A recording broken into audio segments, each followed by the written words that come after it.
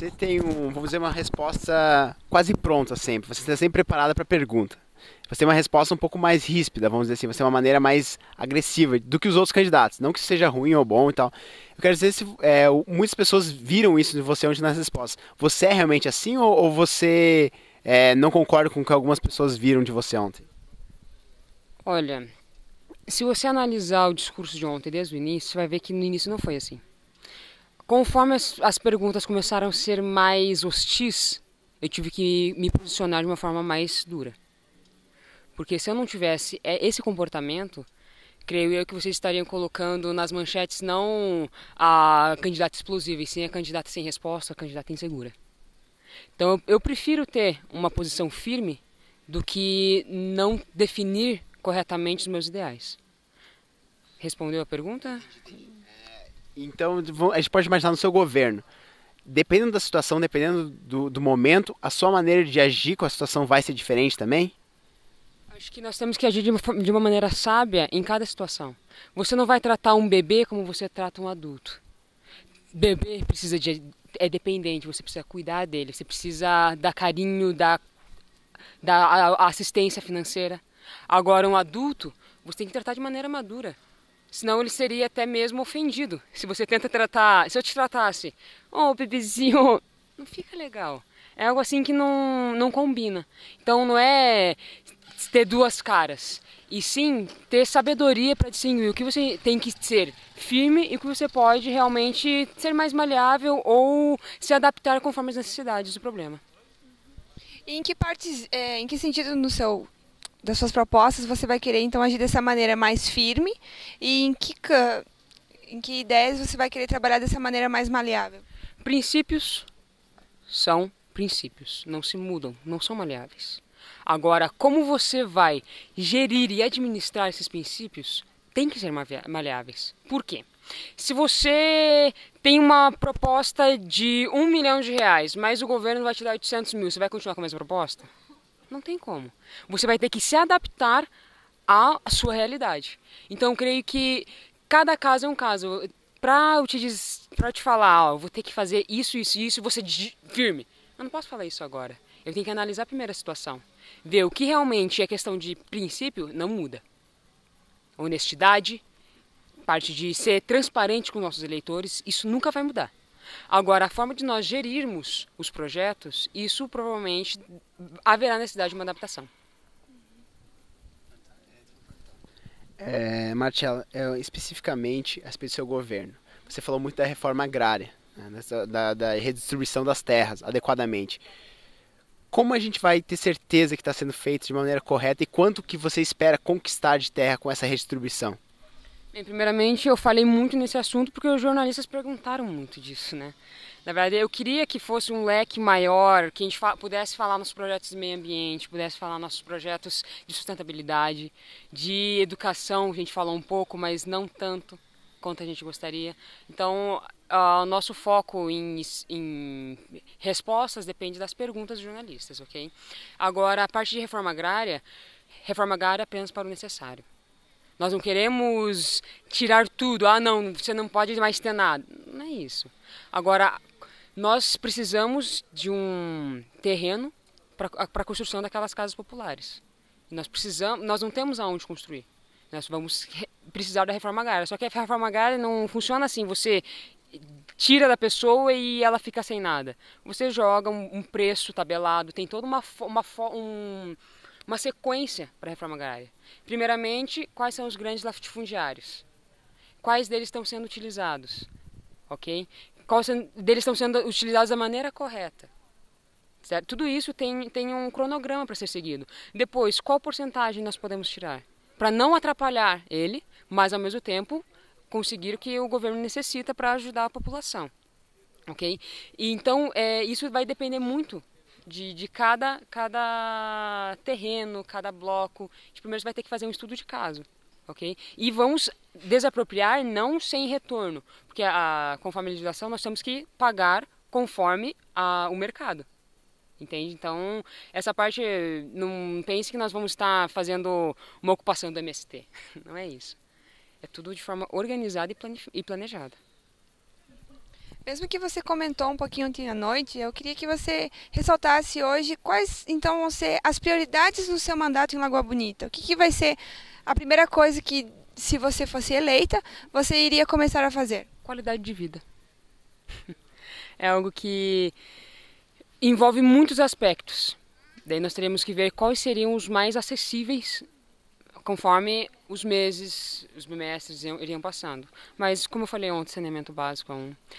A habitação, parte de educação. Educação é algo principal. Quando nós comentamos hoje na coletiva, eles perguntaram sobre a educação da parte de música com convênio e tal.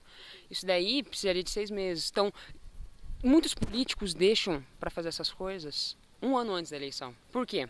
Aparece, é bonito, daí eu sou reeleito. Nosso projeto não é fazer quando a gente precisa convencer o eleitor, e sim quando o eleitor precisa dessas mudanças. Então, a gente preza mais ainda pela qualidade de vida e valorização do nosso operário. Então, trabalhando sempre para um nível de classe, a classe mais baixa inicialmente?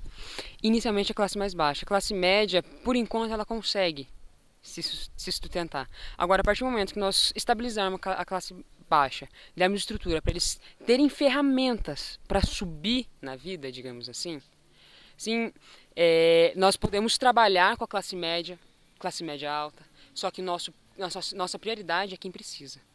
Se tem alguém descalço e alguém com chinelo, para quem você dá um sapato?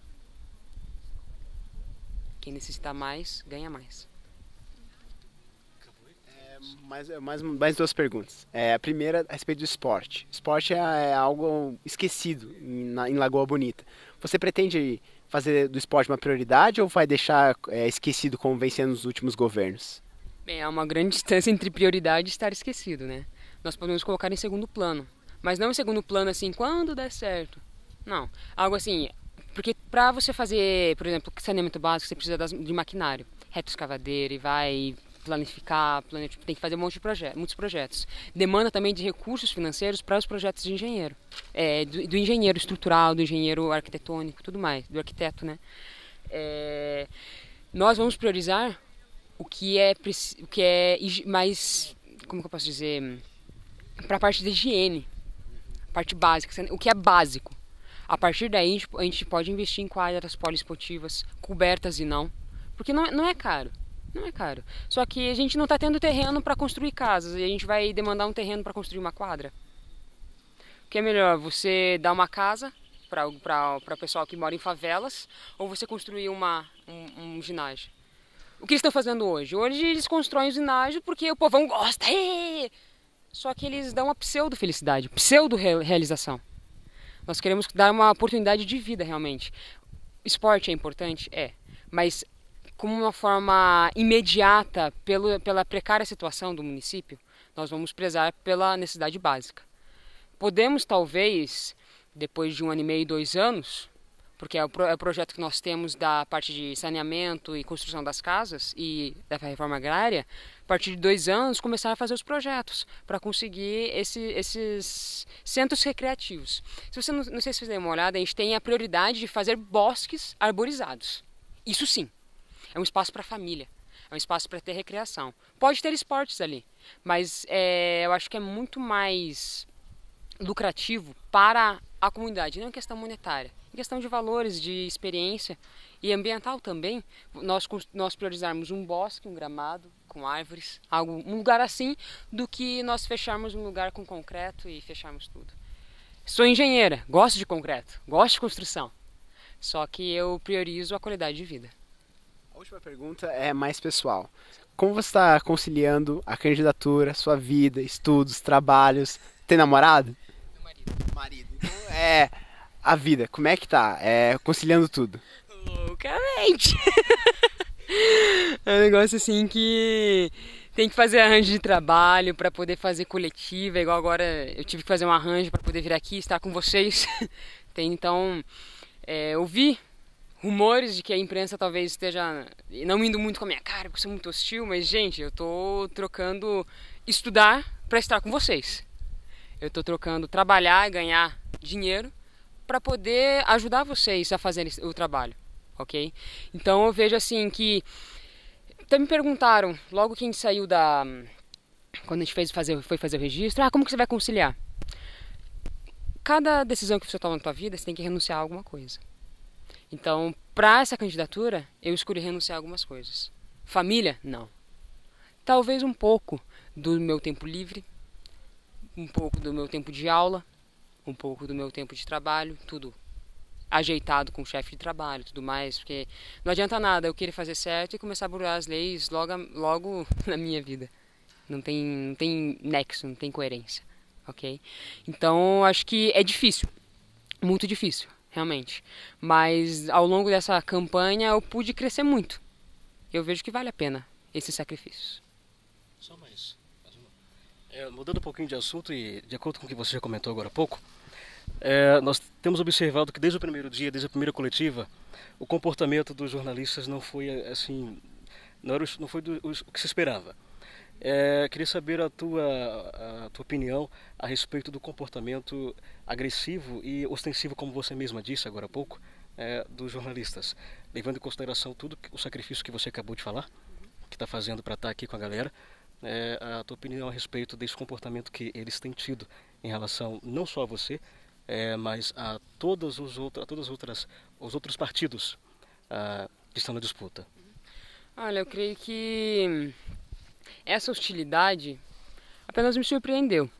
Eu esperava um pouquinho mais assim de diversidade nas perguntas, tudo mais, mas depois se você para e pondera, vocês estão fazendo o trabalho de vocês. Assim como eu estava defendendo minha opinião, ou defendendo os meus ideais no partido, vocês estavam tentando descobrir quais eram esses ideais, quais eram esses projetos. Então, houve um ambiente hostil? Houve. Mas em que em que coletiva de imprensa não há esse ambiente? Nós vemos muitas vezes esses escândalos que as pessoas se centralizam em um fato só. A pessoa é assim! Mas você não viu o contexto. Isso é um tipo de jornalismo que eu não admiro. Mas os jornalismos que eu tenho visto hoje, eu entrei em todos os sites. Acho que são 4 sites, né? 4 sites. E eu gostei bastante. Sim, um ou outro detalhe assim, que a gente vê assim... Tudo bem, né? Não é bem assim, mas cada um tem direito de liberdade, de expressão, né? Mas é algo assim, eu vejo que vocês estão fazendo o trabalho de vocês. Então esse comportamento que eles tiveram não te incomoda? Olha, o fato de me incomodar não muda a situação de vocês estarem fazendo o que vocês defendem ser certo. Correto? Então, pode até me incomodar um pouco, porque é algo assim que a gente não quer ter hostilidade onde a gente está, né? A gente gosta de ter um ambiente amigável, não sei quantos me conhecem, mas eu gosto sempre de estar brincando, conversando, sabe? Criar vínculos positivos, sabe? Impressões positivas.